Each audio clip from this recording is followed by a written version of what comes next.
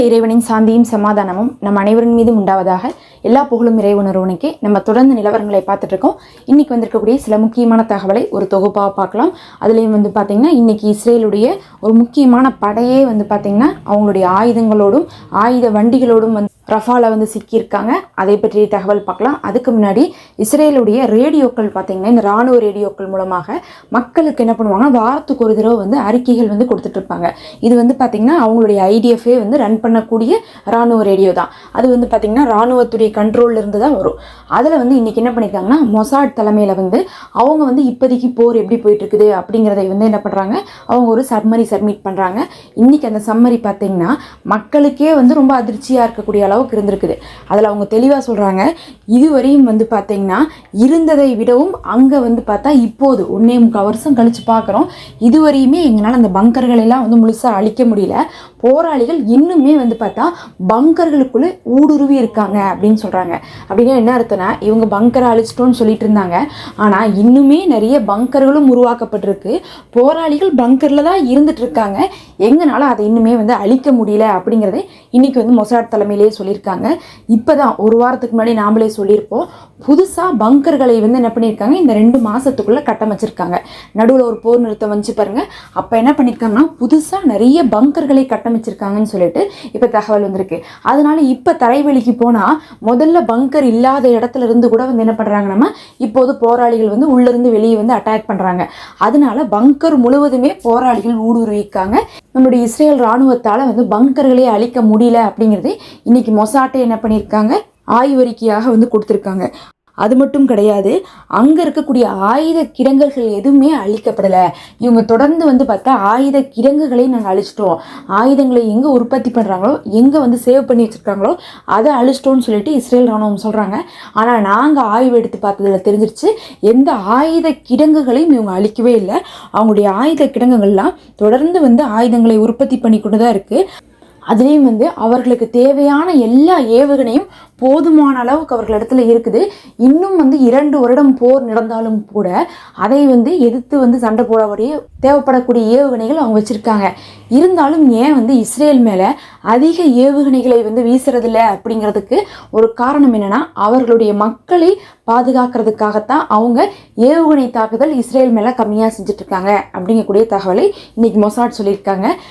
அதாவது முதல் தடவை அக்டோபர் 7 தாக்குதல் நடக்கும்போது எவ்வளோ நடந்துச்சுன்னு பார்த்தீங்கன்னா ஒரே தடவையில் 7000 ஏவுகணைகள் வீசினாங்க அப்படிங்கிறத சொல்லி தான் இதுவரையும் போர் நடந்துட்டுருக்கு.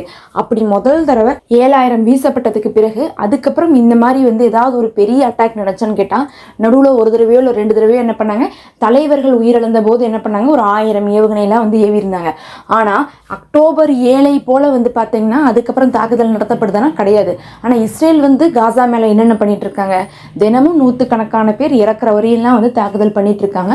இருந்தாலும் இவங்க ஏவுகணையை வச்சுட்டு ஏன் இஸ்ரேல் மேலே ஏவாமல் இருக்காங்கன்னா, அப்படி அவங்க ஒரே தடவையில் மறுபடியும் 6000 7000 ஏவுகணைகளை நம்ம மேலே ஏவுனா உடனே இஸ்ரேல் என்ன பண்ணுவாங்க, காசாவில் இருக்கக்கூடிய பொதுமக்களை மறுபடியும் கண்மூடித்தனமாக இப்போ செய்யக்கூடிய தாக்குதலை விட 10 மடங்கு அதிகமாக செஞ்சு அழிப்பாங்க.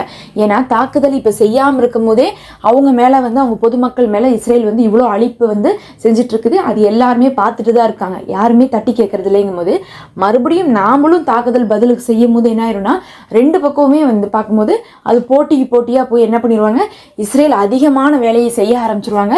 அதுக்கப்புறம் உலக நாடுகள் யாருமே நமக்கு சப்போர்ட்டாக பேச மாட்டாங்க. இஸ்ரேல்லையும் தான் பொதுமக்கள் இறக்குறாங்க அப்படிங்கிறனால காசாக்கு எந்த சப்போர்ட்டும் வராதுங்கிறதுக்காகவே என்ன பண்ணியிருக்காங்கன்னா பொதுமக்கள் அதிகமாக உயிரிழக்க கூடாதுன்னு சொல்லி தான் நம்ம மேலே ஏவுகணை தாக்குதல்களை அவர்கள் தொடர்ந்து செய்யறதில்ல. அப்பப்போ பார்த்தீங்கன்னா ஒரு 10 ஏவுகணை தாக்குதல்லாம் பக்கத்தில் இருக்கக்கூடிய அஸ்கலோன் மேலே செஞ்சுட்டு இருக்காங்க. அது எதுக்காக செய்கிறாங்கன்னா, அது கூட எங்கள்கிட்ட நீங்கள் ஆயுதங்களே இல்லைன்னு நினச்சிடாதீங்க, எங்களால் ஏவுகணை தாக்குதலும் பண்ண முடியும், நாங்கள் எப்போ வேணால் உங்களை அட்டாக் பண்ண முடியும், இருந்தாலும் நாங்கள் பொறுமையோடு இருந்துகிட்ருக்கோம், சீக்கிரம் அதனால் பேச்சுவார்த்தைக்கு வாங்கன்னு சொல்லிட்டு நம்மளை அலாட் பண்ணுறதுக்காகத்தான் அவங்க என்ன பண்ணிட்டு இருக்காங்க, இந்த மாதிரி அப்பப்போ கம்மியான ஏவுகணை தாக்குதல் பண்ணிட்டு இருக்காங்க. ஆனால் இப்போ இஸ்ரேல் வரம்பு மீறி போயிட்டு இருக்காங்க. தினமுமே பார்த்தீங்கன்னா 100கணக்கான ஏவுகணை தாக்குதலை காசா மேலே செய்கிறனால இப்படியே நிலைமை மோசமாக போச்சுன்னா ஒரு கட்டத்தில் அவங்களும் திருப்பி அடித்தாலும் நாம் வாங்க வேண்டியது வரும்னு சொல்லிட்டு இன்றைக்கி மொசாட் என்ன பண்ணியிருக்காங்க, எச்சரிக்கையை கொடுத்துருக்காங்க. இதை ரொம்ப நாளைக்கு இஸ்ரேல் இராணுவம் பயன்படுத்தி கொள்ள முடியாது அப்படிங்கிறதே சொல்லியிருக்காங்க. அப்போ இத்தனை நாளாக இஸ்ரேலே வந்து ஆயுத கிடங்குகளை அழிச்சோன்னு சொல்லிட்டு இருந்தாங்க, பங்கரை அழிச்சோன்னாங்க, அங்கே ஆட்களே இல்லைண்டாங்க. இந்த மாதிரி நிறைய பொய்யை சொல்லிட்டு இருந்தாலும் இன்னைக்கு வந்து பார்த்திங்கன்னா மொசாட் உளவு பிரிவே சொல்கிறாங்க இஸ்ரேல் சொல்கிற எதுவுமே உண்மை கிடையாது, அங்கே எல்லாமே ஸ்ட்ராங்காக தான் இருந்துட்டு இருக்குதுன்னு சொல்லிட்டு இன்றைக்கி அறிவிச்சிருக்காங்க. இது அவங்களுடைய ரேடியோவிலேருந்தே வந்திருக்கக்கூடிய தகவல். இது இல்லாமல் இன்றைக்கி என்ன பண்ணி வச்சுருக்காங்கன்னா இஸ்ரேல் ராணுவம் பிட் நோட்டீஸ் எல்லாம் போட்டு வச்சுருக்காங்க காசாக்குள்ளே. நிறைய தடவை நம்ம பிட் நோட்டீஸ் பார்த்துருப்போம். நிறைய விஷயங்களை பற்றி அவங்க போட்டிருப்பாங்க. ஒன்று இடம் மாறுறதுக்காக போடுவாங்க, இல்லாட்டினா தலைவர்களை காட்டி கொடுங்க, நாங்கள் உங்களுக்கு என்ன பண்ணுறோம் சன்மானம் கொடுக்குறோம்னு சொல்லிட்டு போடுவாங்க. இன்றைக்கி வந்து பார்த்திங்கன்னா அந்தந்த பகுதி, இப்போ ரஃபானா ரஃபாவுடைய தளபதி இருக்கார்ல அவருடைய புகைப்படம், அதே மாதிரி கான்யூனிஸ்னால் கான்யூனிஸுடைய அங்கே இருக்கக்கூடிய முக்கியமான தளபதிகள் படைகள் அவங்களுடைய புகைப்படம்னு சொல்லிட்டு ஒரு 3 பகுதியில் 3 விதமான பிட் நோட்டீஸ் போட்டிருக்காங்க. அதில் வந்து பார்த்திங்கன்னா ஒரு பக்கம் போட்ட பிட் நோட்டீஸில் முதல் பிட் நோட்டீஸில் என்ன எழுதியிருக்காங்கன்னா, நீங்கள் வெற்றியின் பக்கம் சேர்ந்து கொள்ளுங்க, நாங்கள் தான் வெற்றி பெற்று கொண்டு இருக்கோம், காசாவில் இருக்கக்கூடிய போராளிகள் வந்து தோல்வி அடைந்து கொண்டு இருக்காங்க, அதனால் மக்கள் எல்லாம் இதுதான் சரியான நேரம், வெற்றியின் பக்கம் சேர்ந்து கொள்ளுங்கன்னு சொல்லிட்டு இவங்களே என்ன பண்ணியிருக்காங்க, அவங்களே வெற்றி அடைஞ்சிட்டு இருக்கிறதாக சொல்லியிருக்காங்க. அது மட்டும் இல்லாமல் பாலஸ்தீன அமைப்புடைய புகழெல்லாம் குறைஞ்சி போச்சு அப்படிங்கிறதையும் அவங்களே மென்ஷன் பண்ணியிருக்காங்க.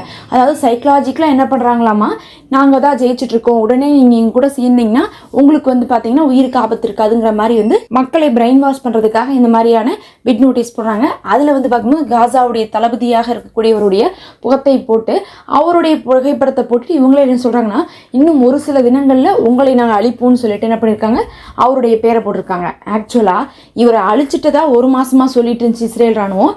இன்றைக்கி பார்த்தா இனிமேல் தான் அழிப்போம்னு சொல்கிறாங்க. அப்படின்னு இவங்க தெரிஞ்சே தான் வந்து ஒவ்வொரு தடவையும் பொய்யான தகவலை போட்டுட்ருக்காங்க. கொல்லாமையே நாங்கள் கொண்டுட்டோம், இவங்க இறந்துட்டாங்க அவங்க இறந்துட்டாங்கன்னு சொல்லிட்டு செய்திகளை வருஷக்கணக்காக பரப்பிகிட்டே இருக்கிறாங்க. இவங்க வருஷக்கணக்காக வந்து பார்த்திங்கன்னா சின்வாரை கொண்டுட்டோன்னு சொன்னாங்க, தைஃப் அவர்களே சொன்னாங்க. வருஷக்கணக்காக 1 மாதம் 2 மாதம்லாம் கிடையாது, போர் ஆரம்பிச்சதுன்னு சொல்லிட்டு இருந்தாங்க. கடைசியில் பார்த்தா அவங்கெல்லாம் சமீபத்தில் தான் இறந்தாங்க. அந்த மாதிரி தான் இவங்க வருஷக்கணக்காக வந்து ஒரே பொய்யை திரும்ப திரும்ப திரும்ப திரும்ப சொல்லிட்டு இருப்பாங்க.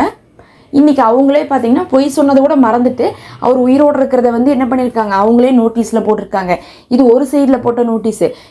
இன்னொரு பக்கம் போட்ட நோட்டீஸில் என்ன போட்டிருக்காங்கன்னா, சின்வார் அவர்கள் வந்து நரகத்தில் வந்து காத்துட்ருக்காராமா, அதனால மிச்சம் இருக்கக்கூடிய தளபதிகளையும் அனுப்பி வைக்க சொல்லியிருக்காரு, அதனால் நாங்கள் சீக்கிரமாக உங்களை அனுப்பி வைப்போம்னு சொல்லிட்டு ஒரு 3 தளபதிகளுடைய ஃபோட்டோவை போட்டுட்டு உங்களுக்காக சின்வார் வந்து நரகத்தில் வெயிட் பண்ணிகிட்டு இருக்காரு அப்படின்னு சொல்லிட்டு போட்டிருக்காங்க. இஸ்லாத்தில் வந்து பார்த்திங்கன்னா போரில் வந்து இறக்கக்கூடியவர்களாம் வந்து ஷஹீதுடைய அந்தஸ்து. அதுலேயும் சொல்லப்போனால் நாம் நம்மளுடைய சொத்துக்காக வந்து கொல்லப்பட்டாவே நாம் வந்து யாரு தான், ஷஹீது தான். அப்படி இருக்கும்போது நாம் வந்து நம்மளுடைய நிலத்துக்காக நம்மளுடைய உரிமைக்காகலாம் கொல்லப்படுறோம், நம்மளுடைய மக்களுக்காகலாம் கொல்லப்படுறோன்னா, கூட்டத்துக்கே தலைவர்களாக இருந்து அவங்க இறக்குறாங்கன்னா அவர்களுக்கெல்லாம் இன்னுமே வந்து உயர்ந்த அந்தஸ்து கிடைக்கும். இருந்தாலும் இஸ்ரேல் வந்து அவர் நரகத்தில் இருக்காரு சின்வார் அவர்கள், உங்களையெல்லாம் கூப்பிட்றாருன்னு சொல்லிட்டு என்ன பண்ணியிருக்காங்க, நோட்டீஸில் போட்டிருக்காங்க. 3வது பிட் நோட்டீஸில் என்ன போட்டிருக்காங்கன்னு பார்க்கும்போது அதில் ஒரு சில ஆட்களுடைய பேர்லாம் போட்டுட்டு அவங்கள வந்து கண்டுபிடிச்சி கொடுங்க, நான் உங்களுக்கு ஃபோன் நம்பர் கொடுக்குறேன், இதுக்கு நீங்கள் வந்து கால் பண்ணுங்கள், அவங்கனால தான் நீங்கள் கஷ்டப்பட்டுட்டு இருக்கீங்க, காசாவில் இருக்கக்கூடிய பொதுமக்கள் இவ்வளோ கஷ்டத்துக்கு காரணம் யாருன்னு நினைக்கிறீங்க, இவங்கெல்லாம் தான் சொல்லிட்டு ஒரு 4 பேர்த்து ஃபோட்டோவை போட்டு இந்த ஏரியாவில் தான் அவங்களா இருக்கிறாங்க, எப்போ உங்களுக்கு தகவல் தெரிஞ்சாலும் எங்களுக்கு தெரிவிங்க, நாங்கள் வந்து அவங்கள பிடிச்சிட்டு போவோம்னு சொல்லிட்டு இஸ்ரேல் ராணுவம் வந்து இன்றைக்கி பிட் நோட்டீஸ் போட்டிருக்காங்க. இதெல்லாம் எந்த பலனையும் கொடுக்காது, இருந்தாலும் இவங்க எந்த மாதிரிலாம் பொய் பிரச்சாரம் பண்ணுறாங்க அப்படிங்கிறதே தெரிஞ்சுக்கலாம். என்னதான் இவங்க இப்படிலாம் பண்ணாலும் தரைவழி தாக்குதலில் சரியான அடி வாங்கிட்டு இருக்காங்க. இன்றைக்கி சுஜாயியா பகுதியில் என்ன பண்ணியிருக்காங்க, 2 வாகனங்களில் உள்ளே வந்திருக்காங்க. உள்ளே வரும்போதே என்ன பண்ணியிருக்காங்க, அந்த ஒரு படையவே குறி வச்சு அங்கே இருக்கக்கூடிய போராளி குழுக்கள், அதுவும் வந்து வெறும் ஏசின் ஏவுகணைகளை வைத்தே வந்து என்ன பண்ணியிருக்காங்க, தாக்குதலை வந்து முன்னெடுத்திருக்காங்க. அதில் 2 வாகனங்களுமே வந்து பார்த்திங்கன்னா வாகனத்துக்குள்ளே இருந்த 10 பேர் உட்பட வந்து ஒரே இடத்துலையே இறந்துருக்காங்க. இதை இன்றைக்கி நீங்கள் அல்ஜசீரா போனால் கூட பார்க்கலாம். தொடர்ந்து வந்து பார்த்திங்கன்னா சுஜாயியா பகுதி ரஃபா எல்லைகள்லாம் வந்து கடுமையான தாக்குதல்கள் நடத்தப்பட்டு இருக்கு. முக்கியமாக வந்து ரஃபாவை வந்து என்ன சொல்கிறாங்கன்னா, நரகத்துடைய வாசலுக்கு வாங்கன்னு சொல்லிட்டு காசாவில் இருக்கக்கூடிய போராளிகள் அழைத்து கொண்டு இருக்காங்க. அவர்களுக்கு ரஃபாவில் வந்து தாக்குறது ரொம்ப சௌரியமாக இருக்குது. அதனால ரஃபா வந்து பார்த்தாவே இஸ்ரேலுக்கு ஒரு பெரும் படுகொலியாகத்தான் மாறிட்டு இருக்கு. இன்றைக்கும் தரைவழி தாக்குதலில் வாகனங்களையும் ஒரு படையுமே வந்து முழுசாக வந்து இஸ்ரேல் ராணுவம் இழந்திருக்காங்க. இதெல்லாம் தான் இன்னைக்கு வந்து முக்கியமான செய்திகள். நம்ம அடுத்த ஒரு காணொலியில் சந்திப்போம். தொடர்ந்து இணைந்திருங்கள்.